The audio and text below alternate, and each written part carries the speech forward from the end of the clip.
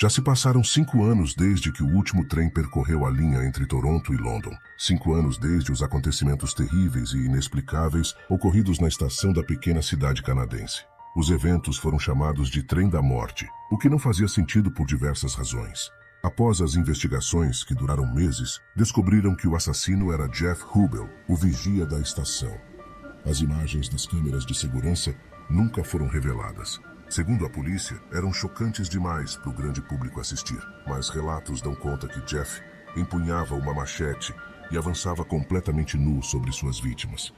Ele usava uma daquelas lanternas de aviso na cabeça e afirmavam que um apito e barulhos de trem eram ouvidos quando ele avançava em suas presas, como um alerta que o trem da morte estava chegando. Mas o trem era Jeff, o gigante de 2 metros e 120 quilos, empunhando uma machete e correndo de forma arqueada, como se algo estivesse forçando seu tronco para baixo. A cada golpe ele parecia se comunicar com alguém ou alguma coisa que ficava em seu ombro, mas isso nunca foi confirmado pelos oficiais.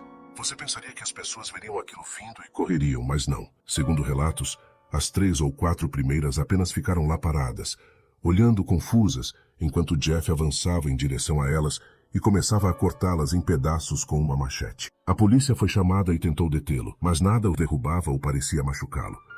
Os policiais descarregaram o pente até o trem da morte virar sua lanterna brilhante para eles. Com medo, os oficiais tentaram escapar, mas também foram alcançados e finalizados pelo trem da morte. No dia seguinte, o cenário era de caos. Mas nada do trem da morte, nada de Jeff. Apenas os corpos dilacerados das vítimas e dos policiais. Mas nada disso fazia sentido, não é mesmo? Como apenas uma pessoa poderia deixar aquele cenário de desolação e desespero em um lugar público e não ser pego? Onde ele estava? Eu não morava em London, mas todos na região se lembravam dos acontecimentos envolvendo o trem da morte. Só que minhas lembranças pareciam vivas. Parecia que eu estava ali em meio à carnificina, enquanto o trem da morte fazia suas abominações. Um sentimento de satisfação e euforia percorrendo meu corpo. Mas que tipo de absurdo era aquele? Como eu poderia estar ali? Era tudo apenas um pesadelo. Eu tinha certeza disso. Ofeguei quando uma mão pequena me deu um tapa no rosto. O que está acontecendo? Uma pequena lâmpada acendeu ao meu lado e vi uma garota sentada na beira da cama, os olhos estreitos enquanto me encarava. Lembrei que a havia conhecido num bar na noite anterior, mas não lembrava de ter voltado para casa com ela. Você está acordado? Está aqui comigo?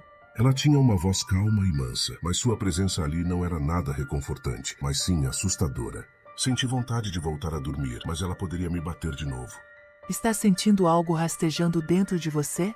Meus olhos se arregalaram quando percebi que sim. Senti um formigamento em meu peito. Entrei em pânico. Achei que estava morrendo. O que é isso? O que você fez? Eu não vejo nada. Apenas sinto muita dor. Ele está aí. A gente só não pode ver ou tocar nesse estágio, mas podemos ouvi-lo. O lugar em que você estava antes é chamado de refúgio obscuro. Não era apenas um sonho, apesar de parecer. Mas se você se deixar levar, pode ficar preso e até perder a sanidade. Ela tinha uma voz calma e mansa, mas sua presença ali não era nada reconfortante, mas sim assustadora. Eu a encarei. Ela começou a falar. Bom, a versão curta é que eu te marquei. E abaixou o olhar antes de continuar. Não fizemos nada para machucar você. Fizemos apenas um desenho. O que você desenhou? O que é isso? É um buraco de fechadura. Não sou muito boa em desenhar, me desculpe. Tive que fazer isso usando meu sangue e saliva misturados como tinta. Naquele momento eu me dei conta que a situação era mais séria do que eu estava imaginando. Sangue? Saliva? Fiquei gelado e tentei me afastar dela o máximo que consegui. Que diabos você fez? Você é doente? Sua expressão era indecifrável quando encontrou meus olhos. Você está louca? Ela riu de novo. Não, eu acho que não. Pelo menos não mais. Ele parou de rastejar em mim assim que coloquei o desenho em você. Meu pai sim, ele ficou louco por quase 2 anos antes que eu ouvisse. Ele enlouqueceu sem que eu pudesse ajudá-lo. Agora percebi que ela estava chorando. Meu pai era Jeff Hubel. Ele era uma boa pessoa, mas essa loucura o encontrou.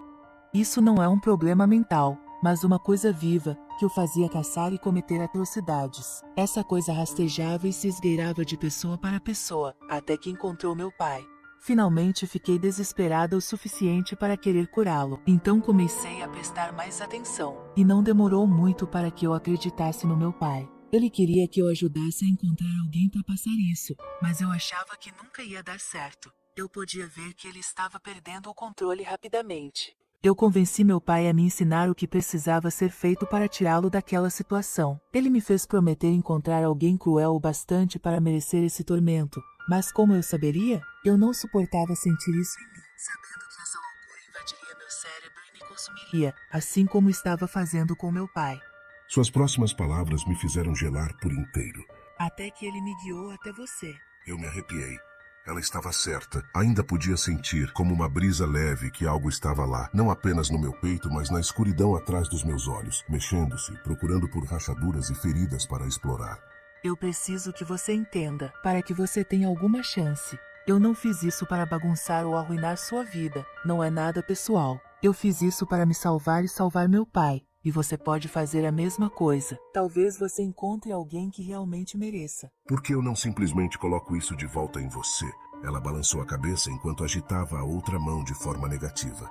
Não vai funcionar. Meu pai diz que isso não aceitará o mesmo buraco da fechadura 2 vezes. Ela se levantou, se afastou e foi para o outro lado do quarto. Eu tentei me levantar, mas parecia que meu corpo estava pesado demais.